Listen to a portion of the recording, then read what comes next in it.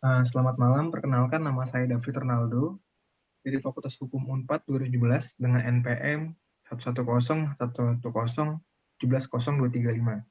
Nah, saat ini saya sedang ditemani oleh teman saya dari merupakan mahasiswa Fakultas Hukum Unpad juga, angkatan 2017 dengan nama Samuel Christopher. NPM-nya 11011012115. Gimana, Sam? Apa kabar? Sehat-sehat gue, Fit. Baik. Lu gimana, Fit? Sehat, Fit? Sehat-sehat. Nah, kita mau ngomongin apa nih, Sam?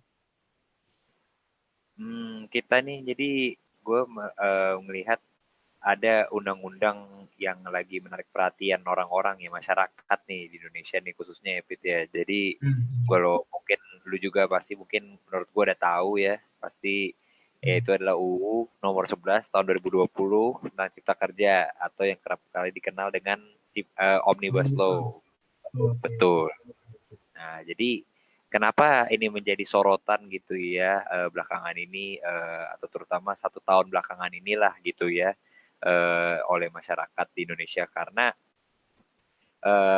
di apa Omnibus Law ini dapat kita lihat tuh menghilangkan atau memunahkan memang adanya demokrasi di Indonesia gitu ya sehingga Hmm. banyak masyarakat yang ingin menyalurkan aspirasinya dengan mungkin dengan demo dan semacamnya gitu ya. Jadi mungkin kita bisa bahas pertama-tama dari apa itu Omnibus Law itu sendiri gitu ya. Gitu ya. Betul, betul. Jadi Sebelum kita jauh kalau ke dalam materi muatan Omnibus Law yang di, disuarakan oleh masyarakat ini, kita bahas dulu nih, apa sih sebenarnya Omnibus Law itu itu apa? Nah, kalau yang sebaca gue dan sepengetahuan gue sih, Omnibus Law itu hal yang baru nih, Sam, di negara kita. Nah, biasanya Omnibus Law ini tuh digunakan di Amerika Serikat dengan konsep memangkas peraturan perundang-undangan yang banyak.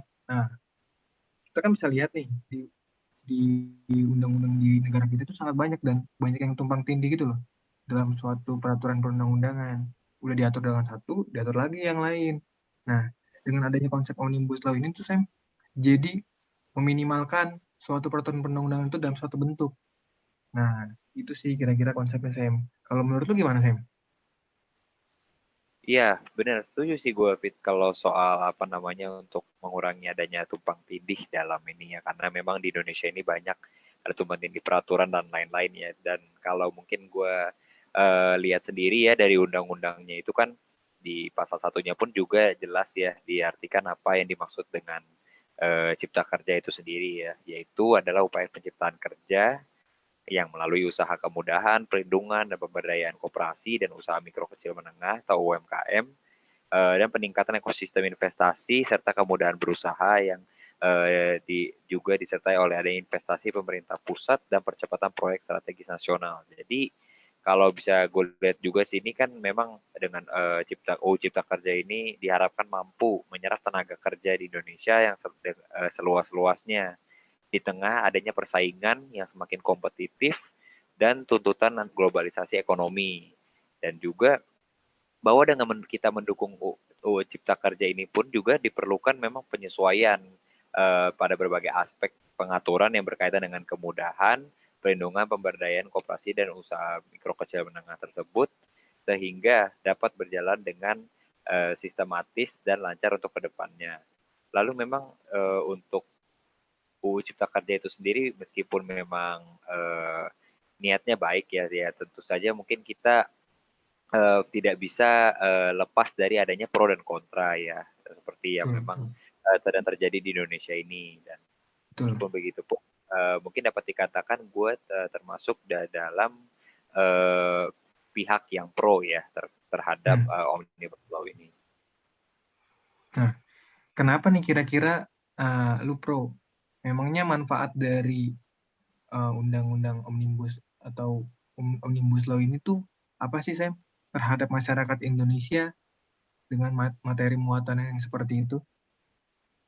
Nah, iya Pit, pertanyaannya bagus bagus banget nih. Nah, kenapa UU Cipta Kerja itu gue pro ya terhadap UU Cipta Kerja itu.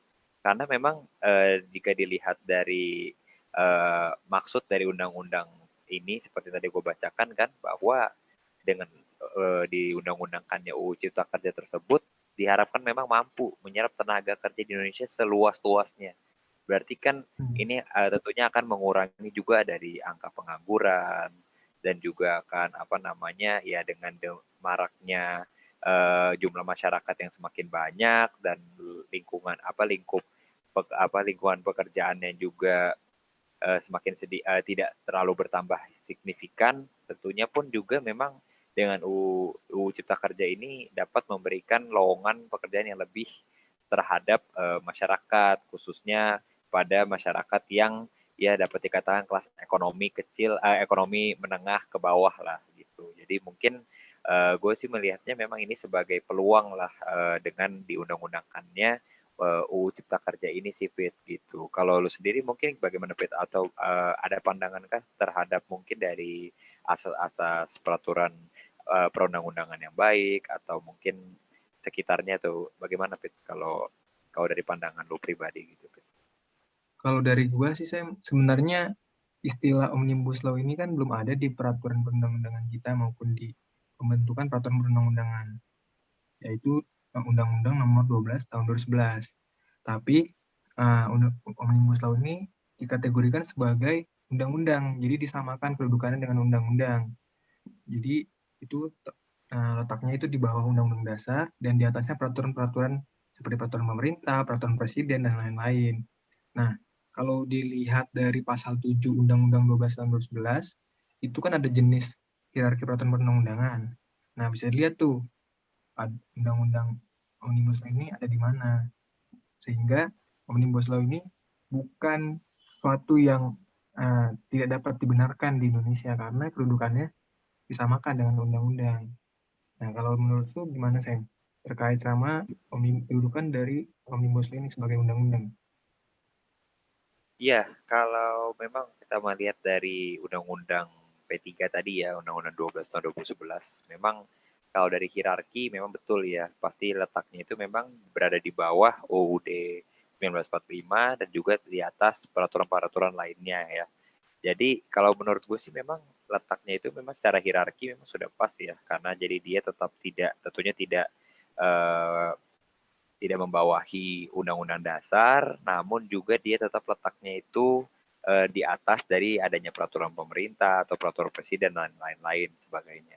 Jadi menurut gue sih ini sudah pas, apalagi karena tadi seperti yang gue bilang, jika menyangkut terhadap berkaitan dengan asas-asas PUU yang baik atau perbuatan peraturan undangan yang baik, bahwa dapat kalau gue lakukan riset sedikit ini ya sebelumnya ada terkait asas-asas formil dan juga asas-asas materialnya, yakni di mana asas-asas formil tersebut diantaranya ada asas tujuan yang jelas, yaitu sebagai pembentuk peraturan perundang-undangan yang harus tentunya mempunyai tujuan dan manfaat yang jelas dan benar untuk dan baik untuk apa undang-undang tersebut dibuat. Lalu juga ada asas lembaga yang tepat atau lembaga yang berwenang, yakni peraturan perundang-undangan pun juga harus dibuat atau disahkan oleh lembaga yang berwenang.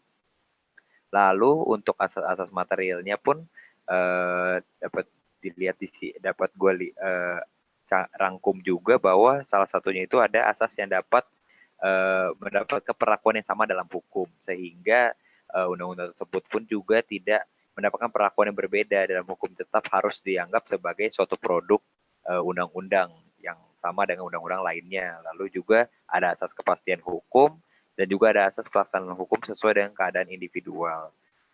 Jadi kalau melihat dari asas-asas tersebut sih, menurut gue pribadi memang sudah memenuhi ya, seperti asas tujuan yang jelas sudah jelas bahwa memang untuk menyediakan lapangan kerja yang memang lebih luas, seluas-luasnya ya, seperti tadi sudah gue sampaikan sebelumnya, bahwa agar memberikan kesempatan terutama bagi masyarakat yang berekonomi menengah ke bawah, khususnya untuk mendapatkan pekerjaan untuk menaikkan ya tingkat perekonomian Indonesia pun juga niscaya akan meningkat ya dengan adanya Ya, UU Cipta Kerja ini. Begitu sih, Fit. baik, baik, baik. Lalu kenapa ada kontra dalam Omnibus Law ini, Sam? Memangnya dampak untuk masyarakat yang di dirasakan itu seperti apa? Sehingga masyarakat ini menolak adanya Omnibus Law ini. Padahal yang seperti sudah dijelaskan tadi sama Lus, itu Omnibus Law ini baik manfaatnya. Ya, Pit. Memang jadi mungkin dari suatu produk atau suatu peraturan itu mungkin tentunya tidak bisa kita katakan 100% ada yang 100% pro gitu atau 100% kontra, pasti ada saja pihak yang memang melihat itu sebagai suatu hal yang mungkin bukan buruk, tetapi ada saja kekurangannya lah gitu ya. Dan kalau menurutku sih di sini memang UU Cipta Kerja ini mungkin agak sedikit menghilangkan unsur demokrasi ya, di mana negara kita memang dikenal sebagai negara demokrasi, yaitu yang sangat mementingkan peran masyarakat atau partisipasi masyarakat dalam menentukan arah kebijakan prioritas penyusunan suatu peraturan perundang-undangan. Jadi tanpa keterlibatan masyarakat dalam pembentukannya, hal tersebut dirasa mustahil sebuah perundang-undangan tersebut dapat diterima dan dilaksanakan dengan baik.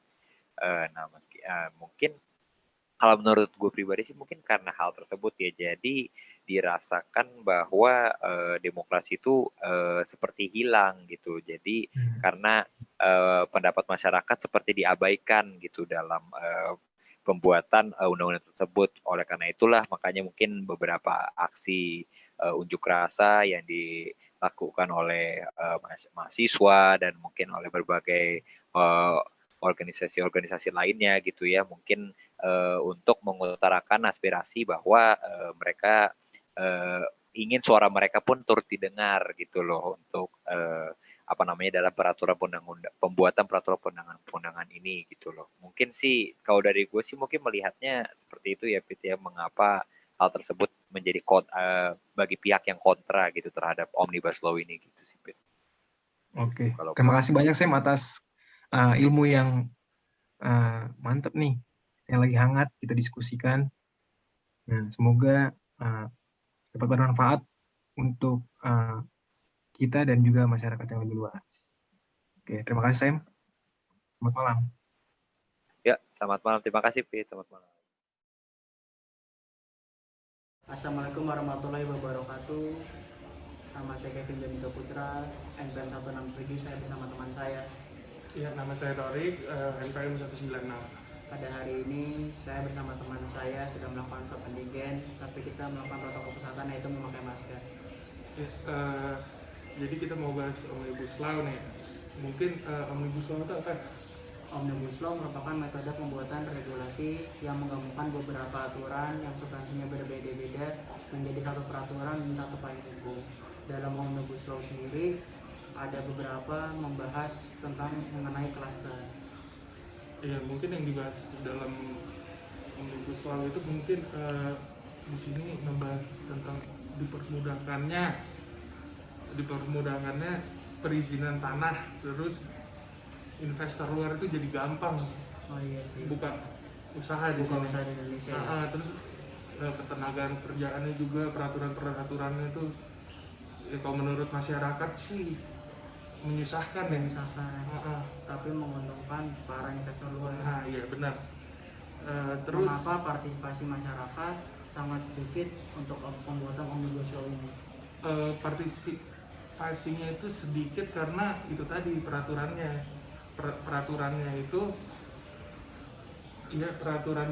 soalnya menyulitkan masyarakat. Contohnya kayak ketenaga kerjaan tadi kan macam-macam tuh kan ya. Betul. Kayak ibu hamil diberhentiin segala macam lah. Tapi pada dasarnya publik itu merupakan subjek dari berlakunya undang-undang. Jadi harus berpartisipasi di dalamnya pembuatan undang-undangnya. Nah, terus sekarang kenapa sih dibentuknya Omnibus Law? Omnibus Law itu dibentuk untuk untuk saling banyaknya hukum yang saling tumbang tindih maupun peraturan perundang-undangan yang saling kontradiksi antara undang-undang yang satu dengan undang yang lain. Hal tersebutlah yang melatar belakangi terbentuknya Omnibus Law. Sebagaimana kita ketahui bahwasanya Pembentukan Omnibus Law dilatar belakangi dengan keinginan pemerintah pusat dengan menyederhanakan berbagai peraturan yang terdapat di Indonesia. Sebagaimana yang diungkap Bappenas panjang tahun 2000 sampai tahun 2015.